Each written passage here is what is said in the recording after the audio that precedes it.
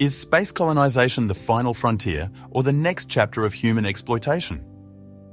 As we set our sights on Mars, the Moon and beyond, are we embarking on a noble quest for survival and discovery, or repeating the darkest chapters of our history? Is space colonization a form of cosmic imperialism? Today, we're diving into the ethical, political, and philosophical dilemmas of claiming the stars as our own. Let's start with the dream. Space colonization promises a brighter future for humanity. With Earth's resources dwindling and climate change threatening our survival, venturing into space seems like the ultimate solution.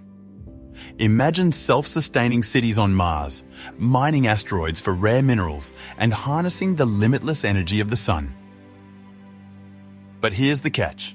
This vision isn't just about survival, it's about power. The nations and corporations leading the charge aren't just explorers, they're competitors. SpaceX, NASA, China, and private companies are racing to claim the most valuable real estate in the solar system, and that raises a critical question: who gets to own space? Historically, colonization has often been driven by the pursuit of wealth and dominance. Are we repeating that pattern on a cosmic scale, or is this time different? Now, let's confront the uncomfortable parallels. When European powers colonized the Americas, Africa, and Asia, they brought exploitation, violence, and cultural destruction. Indigenous peoples were displaced, resources were plundered, and ecosystems were devastated. Could space colonization follow the same path? Take asteroid mining, for example. These celestial bodies contain trillions of dollars worth of precious metals. But who decides who gets to mine them? If a single nation or corporation claims an asteroid, does that make it theirs? And what happens to the balance of power on Earth when one entity controls such vast wealth? Then there's the question of life. What if we discover microbial life on Mars or Europa? Do we have the right to terraform their habitats for our benefit? Or would that be an act of cosmic imperialism, imposing our will on another world? The Outer Space Treaty of 1967 declares that space is the province of all mankind. But as the stakes grow higher, will this principle hold? Or will the first to plant their flag claim the spoils? So, how do we avoid the mistakes of the past?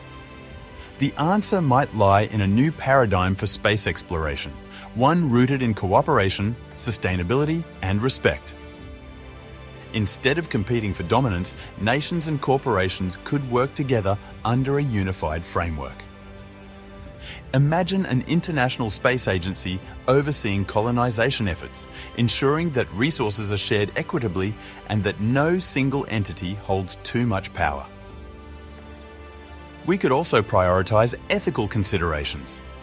Before settling on a new world, we'd conduct thorough scientific studies to ensure we're not harming potential alien ecosystems. And instead of exploiting space for profit, we could focus on using its resources to benefit all of humanity, especially those most affected by poverty and climate change. But here's the challenge. Can we overcome our instinct to compete and conquer? Or are we destined to bring our old habits to the stars? So, what do you think? Is space colonization a bold step toward a brighter future or a dangerous repeat of history? Can we explore the cosmos without becoming cosmic imperialists? The choices we make today will shape humanity's destiny for generations to come. If this video made you think, hit that like button, share it with your friends, and subscribe for more deep dives into the ethics of space exploration. And let me know in the comments. Do you believe we can colonize space ethically? Or are we doomed to repeat the mistakes of the past? Thanks for watching, and remember, the stars are waiting, but how we reach them matters. Until next time, keep dreaming of the stars, but let's make sure we reach them with our humanity intact.